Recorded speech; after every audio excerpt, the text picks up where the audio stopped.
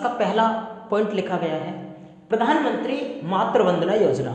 ये प्रधानमंत्री मातृ वंदना योजना को शुरू तो 2010 ईस्वी में कर दिया गया था, लेकिन 2010 ईस्वी में जब इस योजना को शुरू किया गया तब इसका नाम इंदिरा गांधी मातृत्व सहयोग योजना था। इंदिरा गांधी मातृत्व सहयोग योजना इसका पहला नाम था। 2017 में इसका नाम कर दिया गया प्रधानमंत्री मातृ वंदना योजना। इसका उद्देश्य है कि जो महिलाएं पहली बार गर्भ धारण करती हैं उनको 6,000 रुपये की धनराशि इस योजना के अंतर्गत प्रदान की जाती है, ताकि वे समय से अपनी जांच करा सके, अल्ट्रासाउंड वगैरह करा सके और पोषण ले सके, जिससे भारत में मातृ मृत्यु दर और शिशु मृत्यु दर को कम किया जा सके। इस उद्देश्य से इस योजना को लाया गया। यह योजना महिला एवं बाल विकास मंत्रालय द्वारा प्रसारित योजना है। एक बार ध्यान से देखेंगे, इसका स्क्रीनशॉट लेंगे। नेक्स्ट प्रश्न की ओर बढ़ते हैं। अगला पॉइंट शुरू किया गया पारदर्शी कंपोजिट सिलेंडर। इस सिलेंडर को उत्तर प्रदेश की सरकार के द्वारा जारी किया गया है। सबसे पहले इसको लखनऊ में उपलब्ध कराया गया। ये इसकी जो लिमिट है वो 5 लीटर और 10 लीटर वाले गैस के सिलेंडर हैं, जिसमें गैस एलपीजी जो घरेलू चूल्हे में उपयोग के लिए लाई जाएगी। शुरुआत 1 नवंबर 2021 से की गई और इस की जो कंपनी है जिसने इसको बनाया है वो है IOCL, Indian oil corporation limited के द्वारा इसको बनाया गया। इसको लाए जाने का जो उद्देश्य वो ये है कि जिससे जो गैस के बड़े सिलेंडर होते हैं उनमें कम दे दी जाती है, या फिर और कई समस्याएं उन सिलेंडरों में आ रही थी, जिसके कारण अब पारदर्शी ऐसा है कि इसमें के अंदर आर पार भी देखा जा सकता है। इस प्रकार के सिलेंडर का एक नई टेक्निक के द्वारा IOC के द्वारा इसको विकसित किया गया है। अगले पॉइंट पर पढ़ते हैं, आप इसका भी स्क्रीनशॉट लेंगे। नेक्स्ट, किसानों की आय में बढ़ोतरी करने के लिए, किसानों की आय में बढ़ोतरी करने के लिए उत्तर प्रदेश सरकार द्वारा किसान कल्याण मिशन की शुरुआत की गई। केंद्र की भी है, किस राज्य की भी है। राज्य वाले में बता रहे हैं कि उत्तर प्रदेश में कब से शुरुआत की गई, 6 जनवरी 2021 से। और उत्तर प्रदेश में इसकी शुरुआत कहाँ से की गई, तो लखनऊ से। उत्तर प्रदेश सरकार द्वारा किसान कल्याण मिशन की शुरुआत 6 जनवरी 2021 ईस्वी को कहाँ से हुई, लखनऊ से। और इसका उद्देश्य क्या है, किसानों की आय में वृद्धि करना। बढ़ते हैं नेक्स्ट प्रश्न की ओर। नेक्स्ट पॉइंट देखते हैं। अभी भारत की वन स्थिति रिपोर्ट आई है 2021।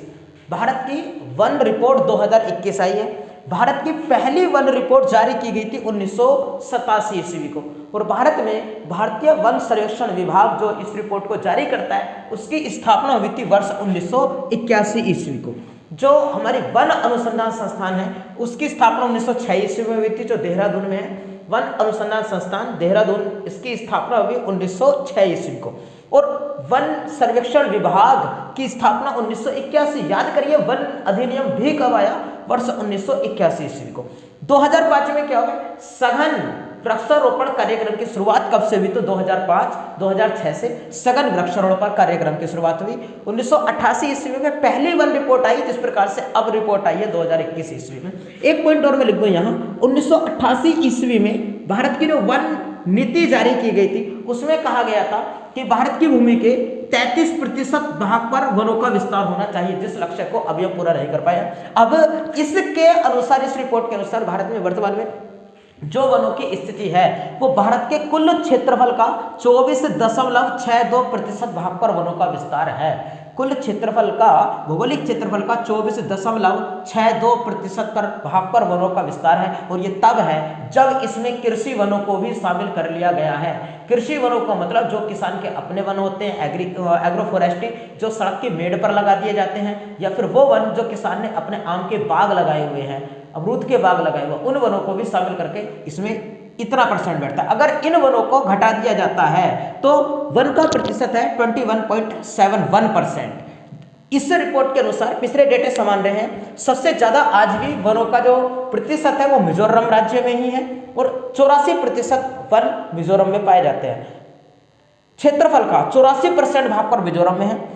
पिछले रिपोर्ट के अनुसार 2019 में जो रिपोर्ट आई थी, सबसे ज्यादा वनों की वृद्धि जो हुई वो हुई थी गुजरात राज्य में। बस एक डेटा चेंज हुआ है। इस बार वन वृद्धि में सबसे पहले स्थान पर जो राज्य रहा है वो रहा है आंध्र प्रदेश राज्य।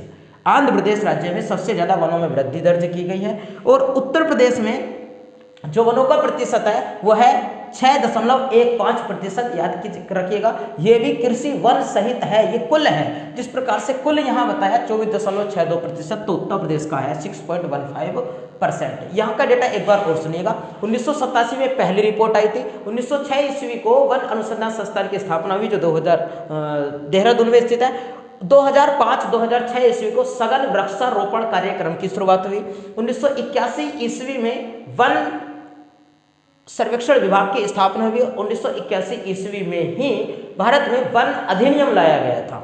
1988 ईस्वी में जो वन नीति घोषित की गई, उस वन नीति में कहा गया कि 33% भाग पर वनों का विस्तार होना चाहिए। ये जितना डेटा लिखा हुआ है, एक प्रश्न इसमें से बनने के पूरे चांस रहेंगे एग्जाम में, चाहे आपका यूपीपी का एग्जाम हो, यूपी लेखपाल का एग्जाम हो, ये सुपर टेट का एग्जाम हो। ये जो आज की वीडियो है, ये आने वाली मेरी जितनी भी वीडियो होंगी, भले ही वो लेट हो गई है, आज की वीडियो बहुत दिनों के बाद इस प्रकार से अपलोड की जा रही है, क्योंकि कुछ बीच में समस्या आ गई थी, बोर्ड भी खराब हो गया था, सील गया था। अब मौसम थोड़े गर्म होने लग गया है, बोर्ड थोड़ा सा दिक्कत अभी कर रहा है, लेकिन सारी वीडियो अब लगातार एक वीडियो अपलोड की जाएगी रोजाना, जो इंपॉर्टेंट होने वाली है आने वाले यूपीपी एग्जाम के लिए, यूपी लेखपाल के एग्जाम के लिए, या फिर आपका सुपर टेट का एग्जाम, या रेलवे ग्रुप डी और ग्रुप सी के जो एग्जाम होने वाले हैं, उनमें भी ये वीडियो काम आएगी। नेक्स्ट आगे बढ़ते हैं अगले पॉइंट पर। अगला पॉइंट है आदर्श ग्राम योजना से संबंधित। पूरा नाम सांसद आदर्श ग्राम योजना। ये योजना का उद्देश्य पहले कौन समझेगा, इधर देखिए। इसका योजना का उद्देश्य है, जो भारत के सांसद हैं, यानी राज्यसभा लोकसभा दोनों के जो सदस्य हैं, वो सदस्य एक गांव को गोद लेंगे और उस गांव का सामाजिक, आर्थिक और भौतिक विकास करेंगे। गांव को गोद लेने के बाद सामाजिक, आर्थिक और भौतिक विकास करेंगे।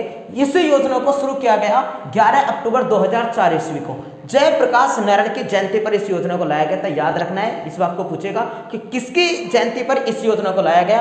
जयप्रकाश नारायण जयंती पर इस योजना को लाया गया 11 अक्टूबर 2014 ईस्वी को। इसका उद्देश्य था 2019 तक 3 गांव और 2024 तक कुल 8 गांवों का सामाजिक, आर्थिक और भौतिक विकास करना इसका उद्देश्य रखा गया था। अच्छा पॉइंट है सारा। आगे बढ़ते हैं। अगला पॉइंट है फीफा विश्व कप से संबंधित। 2022 ईस्वी में फीफा विश्व कप होने वाला है कतर के अंदर, दोहा के अंदर। फुटबॉल एक ऐसा खेल है जिस खेल में सबसे ज्यादा प्रतियोगिता होती है, सबसे ज्यादा लोग किस खेल को पसंद करते हैं पूरी दुनिया में, तो फुटबॉल को। और फुटबॉल के लिए कराने वाली एक संस्था है FIFA, federation the international football association, federation the international football association, जिसकी स्थापना होगी 1904 ईस्वी को और स्थापना की जूल्स रिमेट ने। इसका मुख्यालय है ज्यूरिख में, ज्यूरिख नामक स्थान पर इसका मुख्यालय जो पड़ता है स्विट्जरलैंड के अंदर का। एग्जामिनर आपसे यह भी पूछेगा कि जूल्स रिमेट ट्रॉफी का संबंध किस खेल से है, आंसर लगा देना फुटबॉल से। जूल्स रिमेट ट्रॉफी किस खेल में दी जाती है, आंसर लगा देना है फुटबॉल में। जो फीफा का पहला विश्व का जो पहला फुटबॉल का विश्व कप है 1930 ईस्वी में आयोजित हुआ था, जिसको उरुग्वे ने जीत लिया था, अर्जेंटीना को धो दिया था। पहला विश्व कप फुटबॉल का 1930 में हुआ, राष्ट्रमंडल भी 1930 में होते, उसको छोड़िएगा, आगे बढ़ाएंगे कभी। उरुग्वे ने जीता था और अर्जेंटीना इसको हार गया था। सबसे अधिक बार जो फीफा विश्व कप जीता है वो जीता है ब्राजील ने। और याद रखिए कि कितनी बार जीता है, तो 5 बार। एक बात और बताएं आपको, ब्राजील जनसंख्या में भी 5वें स्थान पर है, विश्व में क्षेत्रफल में भी 5वें स्थान पर है और 5 बार इसने फुटबॉल विश्व कप जीता है। अगले पॉइंट पढ़ते हैं। अगला पॉइंट है एसडीआर से संबंधित। एसडीआर क्या है? एसडीआर है special drawing right, special drawing right. इसको समझिए, इसको भूलिए। इसकी फुल फॉर्म पूछता है, फुल फॉर्म आप याद रखेंगे। स्पेशल ड्राइंग राइट क्या है? ये जो IMF है और WB है, यानी इंटरनेशनल मॉनेटरी फंड, और जो विश्व बैंक हैं, जिनकी स्थापना 1945 ईस्वी को ब्रिटेन वुड्स सम्मेलन के अंतर्गत हुई थी, उन बैंकों से अगर हम ऋण लेने के लिए जाते हैं, कर्जा लेने के लिए जाते हैं, तो हमें वो हमारी मुद्रा, भारतीय मुद्रा, रुपए में तो देंगे नहीं। फिर वो किस में देंगे? वो प्रत्येक समय पर ये देखते हैं, ये एनालिसिस करते हैं कि कौन सी मुद्रा है जिस मुद्रा की डिमांड ज़्यादा हुई है, जिस मुद्रा में लेन देन ज़्यादा हुआ है, वो देखते हैं। और अपनी 5, पहले इसमें 4 मुद्राएं शामिल थी, अब इसमें 5 मुद्राएं शामिल हो गई हैं, और वो 5 मुद्राओं के हिसाब से हमारी भारतीय मुद्रा के रुपए की कंपेयर करके कर्जा दे देते हैं। और वो जो 5 मुद्रा है वो बोर्ड पर लिखी गई हैं। अमेरिकी डॉलर है, यूरो है, ब्रिटिश पाउंड है, जापानी येन है और रिनबी। ये चीन की मुद्रा है, बाकी देशों के नाम लिख रही है। यूरो का इधर चलती है, यूरो जोन, मैंने पिछली वीडियो में कवर किया था इन सब के बारे में। तो इस पर एग्जामिनर बहुत प्रश्न बना रहा है आजकल। याद रखिएगा इसमें कितनी मुद्राएं शामिल है। एसडीआर में तो 5 शामिल है।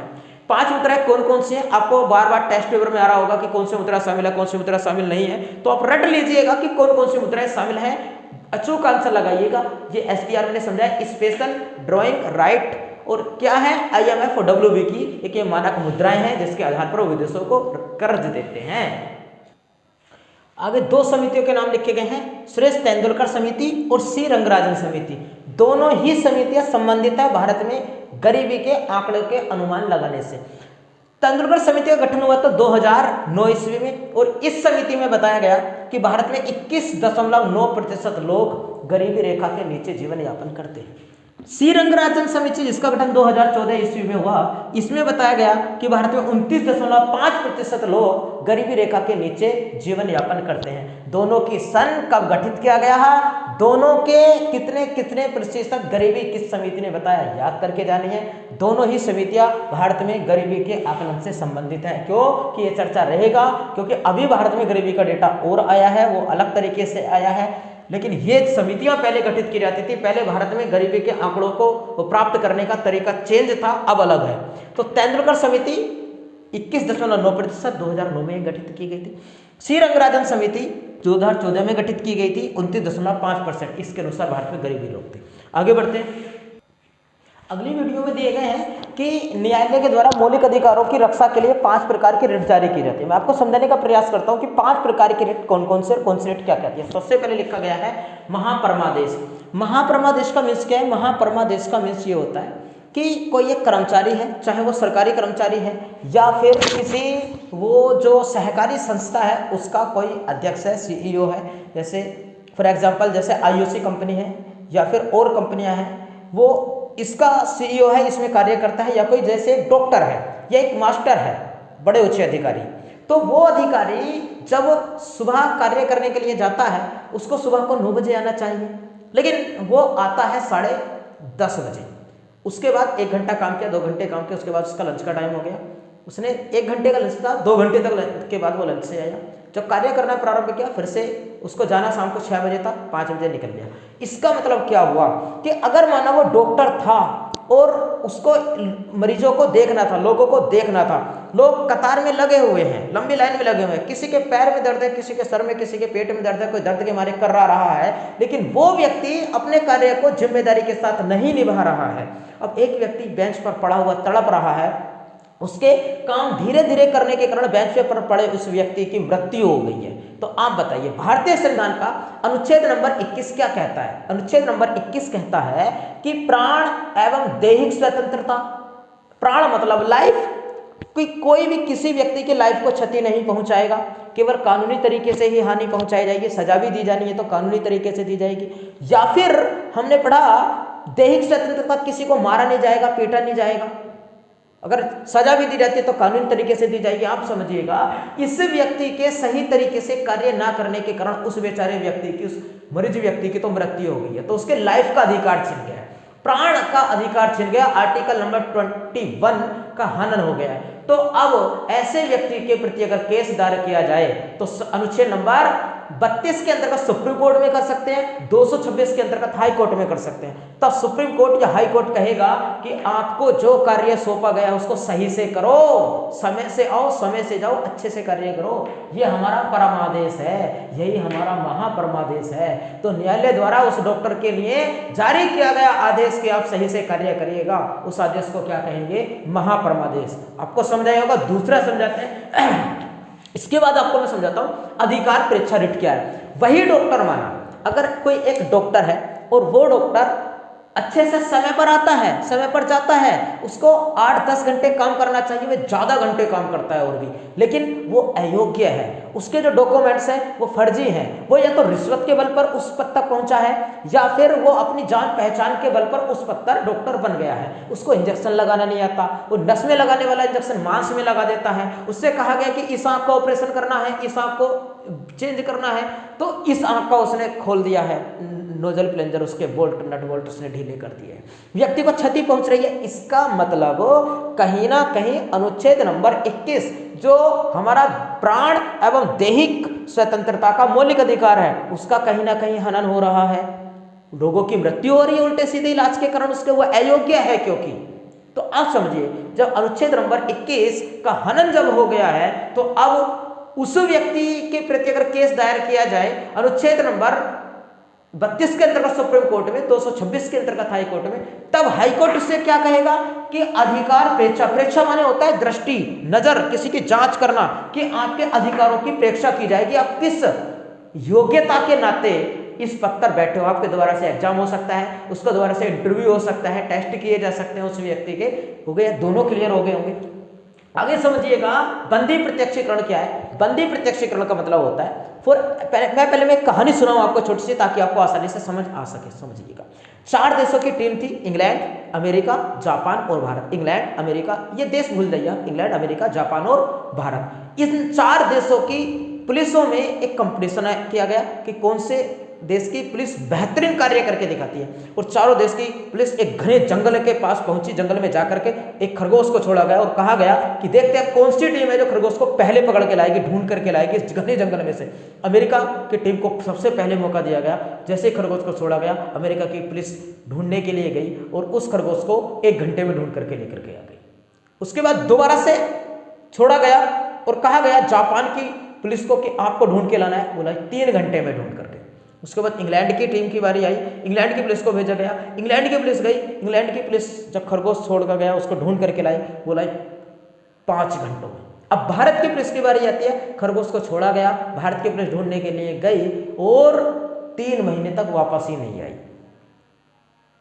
बाकी तीनों देशों की टीमें परेशान, अब उसको ढूंढने के लिए गई, भारत की पुलिस को ढूंढने के लिए गई जंगल में, घने जंगल में। तब उन्होंने एक दृश्य देखा कि भारत की पुलिस ने एक पोल ये गार्ड रखा है, एक पोल गार्ड रखा है और उस पोल पर यहाँ एक गीदड़ को लटका रखा है और उसको मार मार के उससे जबरदस्ती कहलवा रहे हैं कि पोल तो एक खरगोश है, कह तो खरगोश है, उस गीदड़ को खरगोश बनाने का प्रयास कर रहे हैं। इसी बात को मद्देनजर रखते हुए भारतीय संविधान के निर्माताओं ने संविधान को बनाया।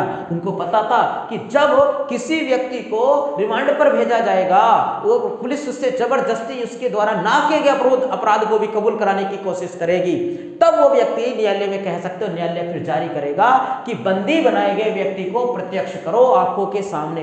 बंदी मतलब बंदी बनाया गया जो व्यक्ति है, बंदी। प्रति माने सामने, अक्ष माने आंखों के, अर्थात किसके, कि भाई बंदी बनाए गए व्यक्ति को न्यायालय में खड़ा करो, करण माने करो, न्यायालय में किसके, जज के सामने। उससे अब मार पीट के नहीं पूछेंगे कि वो अपराधी है कि नहीं, उससे जवाबदेही होगी, उससे सवाल जवाब होंगे, तब उससे पता लगाया जाए कि वास्तव में अपराधी है या नहीं है। तो न्यायालय जब कहता है कि बंदी बनाए गए व्यक्ति को कटघरे में ला करके खड़ा कीजिए, उस जारी की गई रिट को बंदी प्रत्यक्षीकरण रिट कहते हैं। तीनों क्लियर हो गई होंगी। दूसरी रिट उत्प्रेक्षण रिट और एक है, दोनों जो लिखते हैं उत्प्रेषण और एक है, क्या लिखा है, उत्प्रेक्षण और उत्प्रेषण। उत्प्रेषण को समझेंगे पहले आप। उत्त माने होता है ऊपर, प्रेषण माने भेजना, अर्थात ऊपर भेजना, उत्प्रेषण। एक मैंने दोनों गलत लिख दिया है, एक अपने प्रतिषेध लिख रहा था ना, उत्प्रेषण प्रतिषेध रिट, उत्प्रेषण दोनों कहीं लिखे हैं। उत्प्रेषण, उत्प्रेषण एक होता है प्रतिषेध, प्रतिषेध रिट। अब समझिएगा कौन सी को, उत्प्रेषण रिट को पहले। उत्प्रेषण रिट का मतलब यह है कि मौलिक अधिकारों के प्रति कोई मुकदमा जारी किया गया हाई कोर्ट में, हाई कोर्ट ने उस पर सुनवाई की और सुनवाई करते करते 1 साल 2 साल 3 साल 4 साल हो गए, हद हो गई, तब न्यायालय कहता है कि वे हद हो गई, सुप्रीम कोर्ट कहेगा हाई कोर्ट से कि इस मुकदमे को हमारे पास भेजो। उत्त माने ऊपर, प्रेषण माने भेजना, कि ऊपर भेजो, अर्थात ऊपर वाले न्यायालय में भेजो, ऊपर वाला न्यायालय सुप्रीम कोर्ट, हाई कोर्ट से कहेगा। ये क्लियर हो गई। इसमें भी यही कहता है कि इसमें भी सुप्रीम कोर्ट कहता है कि हमारे पास भेजो, लेकिन क्या कहता है कि जब मौलिक अधिकारों का हनन हुआ हो और मामला बहुत बड़ा हो, मामला बहुत बड़ा हो, जैसे शबनम ने 7 अपराध कर दिए, वो मामला बहुत बड़ा है, हाई कोर्ट में चला, तो सुप्रीम कोर्ट कह रहे ये तुम्हारे अधिकार में नहीं आता, इस मामले को ऊपर भेजो, तो वो प्रतिषेध कहलाता है। प्रतिषेध, मामला बहुत बड़ा है, ऊपर भेजो, हमारे पास भेजो, सुप्रीम कोर्ट कह रहा है। उत्प्रेषण, बहुत लंबा समय हो गया, हमारे पास भेजो, दोनों ही ऊपर भेजने के लिए हैं, लेकिन जब लंबा समय हो जाता है तब, और ये अधिकार क्षेत्र में नहीं आता है, तब एग्जामिनर पूछेगा कि कौन सी वो रिट है जो रिट सुप्रीम कोर्ट द्वारा हाई कोर्ट को जारी की जाती है, यानी उच्च न्यायालय द्वारा निम्न न्यायालय को जारी की जाती है। तो 2 रिटें हैं ये। आगे देखते हैं जरा। या इस वीडियो को समाप्त करते हैं यहीं, अगले वीडियो में लेकर के आएंगे कुछ और। नए अभ्यर्थी चैनल को सब्सक्राइब कर लें और वीडियो को शेयर करें। आगे की वीडियो आपको लगातार मिलने वाली है। मिलते हैं आपसे अगली वीडियो में।